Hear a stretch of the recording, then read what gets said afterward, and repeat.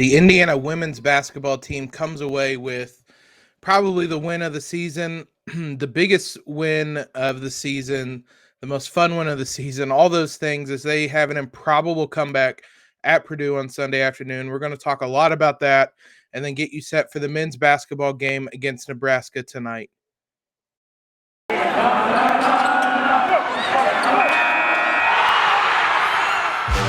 You are Locked On Hoosiers, your daily podcast on the Indiana Hoosiers.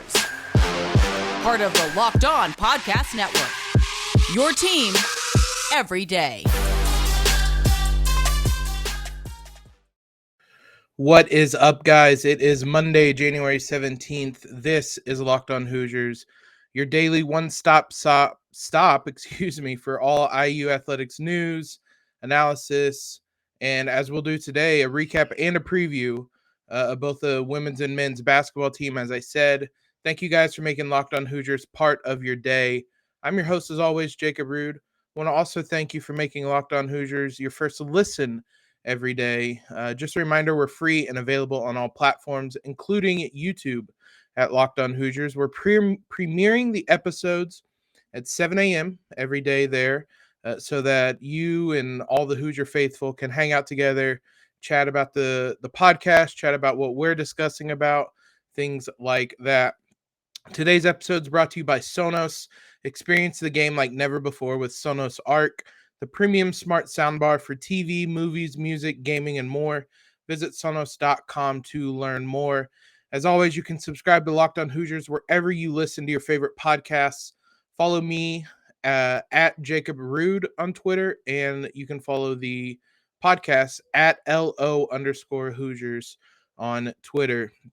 As I said, I did not have enough superlatives to describe that women's basketball team win on Sunday. Let's jump into it, because in case you guys missed it, you missed an absolute incredible win. There were, on the schedule, there are bigger kind of resume wins. The Maryland win, the Ohio State win, the Kentucky win, all against ranked teams, all important for the Hoosiers kind of postseason, where they're going to rank, things like that. When it comes to just wins you're going to kind of look back on, remember for this Hoosier team, Sunday is that Hoosiers win 73-68 in overtime in Mackey Arena against Purdue for the Barn Burner Trophy. And how fitting of a name for a trophy is that for what we saw on Sunday. It was a grinded out game for the Hoosiers, who again were without Mackenzie Holmes, second game running. She has a knee injury, still unclear of when she will return. They also lost Nicole Cardano-Hillary to health and safety protocols.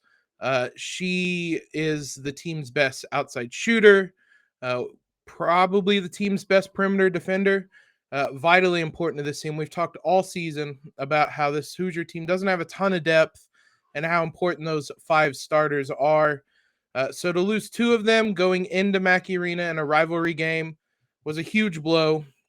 Keandra Brown started again for Mackenzie Holmes. Chloe Moore McNeil starts for Nicole Cardano-Hillary. And it was, like I said, it was a game they had to grind out to come away with this win. And it was an improbable one because with a minute and 11 seconds left, the Hoosiers were down 6 points. The Purdue had all the momentum. It felt like a game which was just kind of one of those tough luck games for the Hoosiers, considering the circumstances. Everybody's kind of been dealt one of those types of games this season, just with COVID and being shorthanded. The Hoosiers have been down a couple players throughout the last couple of weeks. And with a minute 11 left, Abby Ellis gets a putback layup kind of off this blown fast break opportunity to put Purdue up 57-51. At that point, I was writing some notes down for the game. I'd kind of written it off. This is a loss, a frustrating one, but one that you can't really fault them for. Hoosiers weren't having that. Grace Berger comes down, draws a foul, gets a pair of free throws. Hoosiers get an absolutely necessary stop defensively. Call the timeout. Right out of the timeout, Grace Berger buries a baseline jumper. cut the lead to 2. Hoosiers foul. Purdue makes both, but then Allie Patberg, who her worst game of the season, buries a huge wing 3-pointer, cuts the lead to 59-58 with 19 seconds left, and then improbably after a Purdue timeout, the Hoosiers get a steal on the inbound, a horrible inbound pass. I believe it was Grace Wagner that chased the ball down. She actually found Chloe Moore McNeil for a potential layup. It's blocked out of bounds. The Hoosiers inbound it, and who else but Grace Berger buries a jumper with 8 seconds left to put the Hoosiers up 1. Purdue had a shot, or they miss a shot out of bounds, and have an inbounds with, I believe, 2 seconds left. And it was a frustrating play where it's one of those, they threw it up in the air. 2 players are going after the ball. They call the foul on Grace Berger. Abby Ellis, though, maybe a ball don't lie moment, splits the pair of free throws, sends the game to overtime. That overtime period thoroughly dominated by the Hoosiers. They turned to the players that got them there to win the game. They outscored the Hoosiers. It was 13-8 in the period, but the final 2 points for Purdue, they outscored the Boilermakers, obviously. Final 2 points for Purdue came on a basket with about a second left. Alexa Gouble, who was enormous in the first half, enormous all game long. She knocked down a 3 to open it up. Allie Patberg absolutely cashes a 3-pointer while being fouled. Unfortunately, the foul was her landing on the opposing player's foot. It ruled her out the rest of the game. She was kind of walking on it. She was pretty emotional afterwards, but it still put the Hoosiers up 6 halfway through the extra session, and the two teams traded some buckets. Grace Berger again with the big shot puts the Hoosiers up 70-64 with 48 seconds left. Again, they get a stop defensively and ice it away at the free throw line. Improbable. Again, a minute left. The Hoosiers are down 6, and they come away with this victory, down 2 of their starters. Gouble had 21 points. Berger had a career-high 24 points, 6 rebounds, 6 assists, played every minute of the game. Gouble played all but 1. She was 8 of 11. Rest of the Hoosiers really struggled on the day, but it doesn't matter. They get the win. They absolutely grind this one out. It was as improbable and as fun as a win as you're going to see. I've made this point over and over and over again this season. Tune into this team. This is a fun team. These are the types of wins you do not forget. These are the types of kind of moments in a season you do not forget. This Hoosier team is an absolute blast. They'll be off until Wednesday, and at this point, who knows who's going to be available. As I said, Patberg twisted her ankle pretty badly, landing on somebody's foot. Holmes has been out. With COVID situation, it's kind of anybody's guess how long who's going to be in and out of the lineup. But they play Michigan State at home on Wednesday. We'll get you previewed for that game later in the week. But what a victory. What a fun game that was for the Hoosiers. Hope you guys tuned into it. If you did not, try to find that game on TV somewhere over the next couple of days. I'm sure there will be a rerun of it because it was a memorable win for the Hoosiers. For huge props to Terry Morin, who I absolutely don't give enough props to on this show. What she's done to this program is incredible, and what she did to this or with this team on Sunday was incredible. So the Hoosiers stay unbeaten in their last, I believe, 15 games. They've won 6 straight over Purdue. Great day to be a Hoosier on Sunday. Now, let's see if it's going to be a great day to be a Hoosier today on Monday. Men's team will hit the road again as they travel to Nebraska. We're going to get you all set for tonight's matchup and the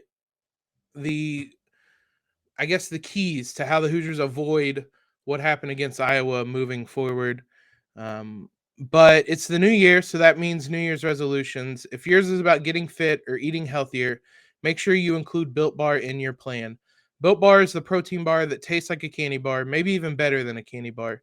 Built Bar makes it easier to stick to your resolution because it tastes so good, you'll want to eat it. It's not like the other protein bars that taste chalky, waxy, like chemical spills. These are covered in 100% real chocolate. They contain, most of them, 130 calories, 4 grams of sugar, 4 net carbs, 17 grams of protein. Compare that to whatever your favorite candy bar is, and it's going to be better. If if you don't like working out, just take one of these Built bars. Eat something that tastes good and is good for you. That way, when you're enjoying the delicious Built bar, you can count it as a workout. I won't tell if you won't. There's so many amazing flavors to choose from: coconut almond, peanut butter brownie, raspberry, cookies and cream, mint brownie. It goes on and on. They have limited time flavors as well. So be sure to head on over to built.com, check out what those flavors might be. Use the promo code LOCKED15 and get 15% off your order. That's promo code LOCKED15 for 15% off at built.com. I want to thank you guys again for making Locked On Hoosiers your first listen every day. We're free and available on all platforms. Men's team travels to Nebraska on tonight. The game is set for 6 p.m. at Pinnacle Bank Arena in Lincoln. It will be on the Big Ten Network. Nebraska, the first time the Hoosiers have played a opponent for the second time this season. They are 6-12 on the year. Since they last played the Hoosiers, when they played that game against Indiana, they had a winning record. They are 1-8 since losing that game to Indiana in Bloomington. Absolute tailspin. They have not won a conference game yet this season. Their only win in that span came against Kennesaw State, a 6-point win at home right before Christmas. In their defense, they have played a really tough schedule. Since the Indiana game, they've played Michigan, Auburn, both top 35 opponents. Then they played Ohio State, Michigan State, Illinois, Purdue, a game against Rutgers thrown in there. They have played the toughest of the toughest Big Ten teams really so far, but none of those games have really been competitive. The Ohio State game went to overtime. That was a game Nebraska let get away a bit, but other than that, none of these games have been that close. They're all double-digit losses, aside from a Kansas State game right before the break as well. So this is a Nebraska team trending very quickly in the wrong direction. Overall, they were 5-2 on the season, and they're now 6-12. So that is 10 of 11 lost for Nebraska. Listen, I don't want to say this is a must-win game. This would be a really, really, really bad loss. We've talked about the Hoosiers' resume for the tournament. That Ohio State game is going to be the one that they probably are going to put near the top of their key wins. This would completely negate that victory if they lose this one.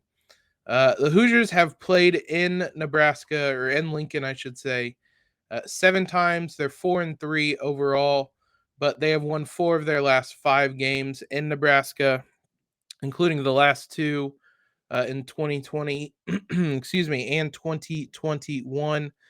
KenPom has this one as number 26 Indiana versus number 160 Nebraska. This is the last time the Hoosiers are going to face a team outside the top 100.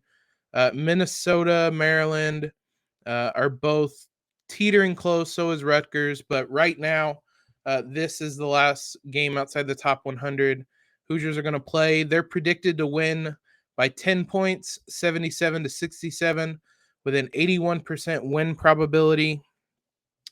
That's a lot of confidence in this Hoosier team that has not won a road game yet.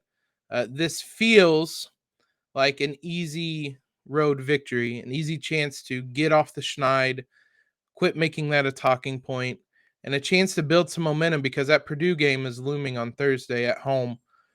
So the Hoosiers going into that Purdue game, losers of back-to-back games, would be worst case scenario. So I'm laying out a lot of reasons why this is a very big game for the Hoosiers on Monday.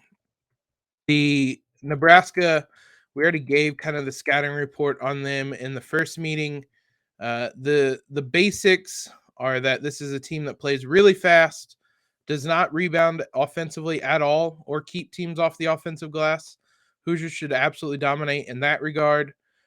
They are not a good three-point shooting, a very bad three-point shooting team, in fact, ranking 316th in the country in that regard. The only kind of bright spot for them is they do not turn the ball over.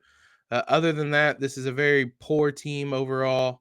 Exactly average offense and an almost exactly average defense, which kind of tells you how good the Big Ten is, because an average team in both those aspects, when it comes to adjusted efficiency, is getting crushed in Big Ten play so far. Uh, Bryce McGowan's still the leading scorer for this team, freshman, has come in and absolutely uh, dominated really for this Nebraska team. 15.5 points on the year, 5.5 rebounds, but shooting only 39% from the field, 25% from three. It's definitely a quantity over quality with him. 12.5 shots per game. Alonzo Verge is shooting 12.1 times per game. He's averaging 14 points. A little more efficient, 43% from the field, but also 25% from three. The two of them combined to shoot over 6 3-pointers a game, and both are shooting 25% on them. So that shows you why this team struggles so much to shoot the three. There really are not any. There's one player, Kelsey Tomananga. I butchered that entirely, but he's the only one that's really average on the season shooting the three, as well as CJ Wilcher. Uh, those two are the only ones the Hoosiers are going to have to worry about from deep, and they should be able to dominate inside on the glass again. So, having said all that, how do we avoid what happened on Thursday last week?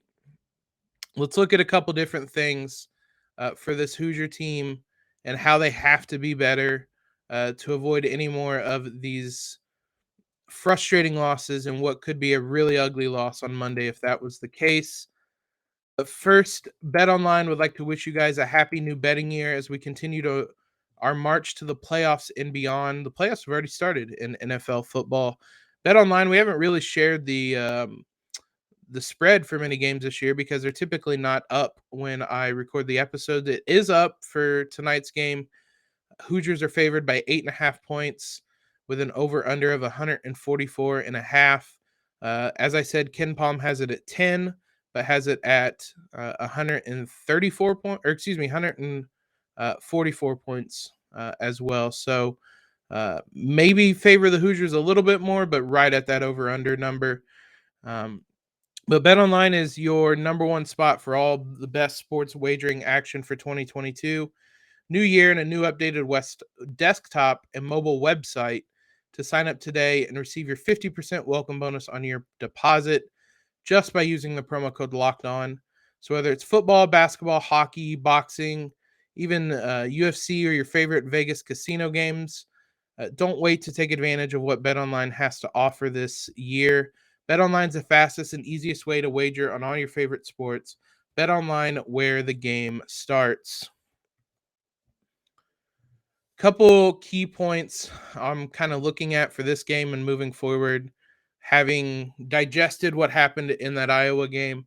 I was frustrated after that Iowa game. I think it came across pretty clear in the podcast that I was pretty frustrated because the Hoosiers are handing games away, and a lot of that has come with the guards. And it's beating a dead horse, but the guards just have to be better, plain and simple. It's two experienced point guards and Rob Finney and Xavier Johnson who are making a lot of mistakes that you would attribute to young point guards. The turnovers have to be better. The overall decision making has to be better.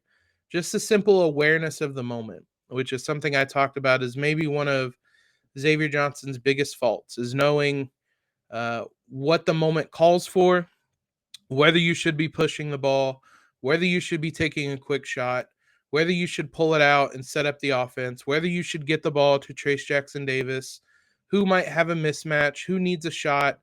Things of that nature are what we're lacking from the point guard play with the Hoosiers. It's a saying that has been said multiple times. I know Zach Osterman tweeted it during Thursday's game. And I think Thursday is a shining example of it. The post players for this Hoosiers basketball team, Trace and Race, have set a really, really high floor for this team. They're going to be able to do a lot of things for this Hoosier basketball team. And honestly, the floor still might be an NCAA tournament team. The ceiling is determined by Xavier Johnson, Rob Finney, even Parker Stewart, Tamar Bates, all the guards basically are going to determine the ceiling of this team and how far they can go.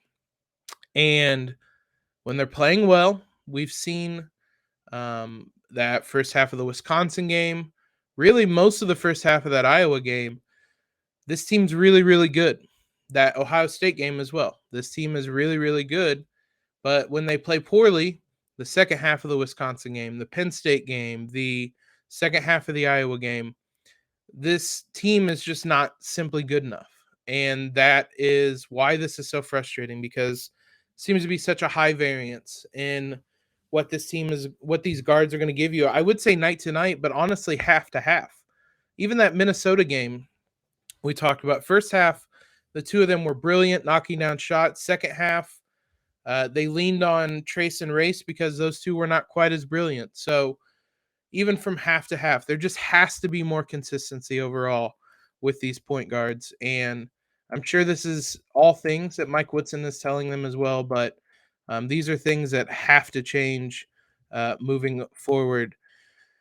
The bench play, I think there's been a bit too much overall focus on the all bench lineup. I know that was a frustrating thing that Mike Woodson has gone to a couple times. Trey Galloway spoke to the media on Saturday. I thought it was interesting that he said the bench felt like they were the ones at fault for that game, for giving the game away. And while there can be frustrations with playing an all bench lineup, you still need them to perform, and they did not perform on Thursday as well. So the bench has to be better overall as well. Uh, Mike Woodson has kind of shortened the rotation a bit, and it's a lot of Trey Galloway, a lot of Rob Finney, guys like Tamar Bates, Michael Durr, really only get one shift. And on most nights, they haven't been very good, and they don't get a second shift. So they need to be better. Tamar Bates is in one heck of a slump right now. After looking really good at the beginning of the season, Big Ten play has started, and he has really struggled. So it'd be nice to get him back on track, try to get some more production out of that bench, because right now there's not a lot of scoring that comes off that bench. Trey Galloway comes in. He provides the energy, but he's not someone that's going to get you points. That's kind of what made Tamar Bates valuable earlier in the season, is he could come in and score, get you some points off the bench, and kind of ease some of the burden on the starters, and that hasn't been there as well. It also makes me think a little bit more about a potential change of the starting lineup. Nothing has indicated that Mike Woodson is considering it, but I would consider swapping out Trey Galloway and Miller Kopp in the starting lineup. Uh, the only thing that's kind of indicated it is how many games Trey Galloway has closed, which has been pretty much all of them since he's come back from his injury. I think it opens up the offense more. Galloway's a really good defender, a really high energy defender, I should say, and can be on some of those wings. And he plays smart. He knows where to be, and that helps when playing next to Trace.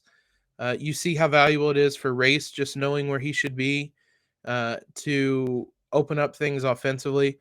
I think it also helps with Miller Kopp, because ultimately I think he's a stretch four. I know he's a stretch four who's been kind of pigeonholed into a three or a small forward position. If you can kind of stagger his minutes with Race Thompson a little bit more, let him play as a four that stretches the floor, I think it would help with the scoring as well. It would help him. It would open up the offense a bit more, open up some of those driving lanes. And I think playing him alongside someone like Michael Durr, especially if you're playing Jordan Geronimo in there, I forgot to mention him earlier. He's gotten some consistent minutes. But if you're playing those two alongside a Michael Durr, the way those two have shot the three to different degrees, obviously, it opens things up a bit. But in general, Miller Kopp, Offers a little bit more scoring off the bench, but there's also a pretty strong argument to keep Trey Galloway on the bench and bring his energy in each game as well. I just think maybe it's something you can try against a Nebraska team that struggles a lot, as we talked about.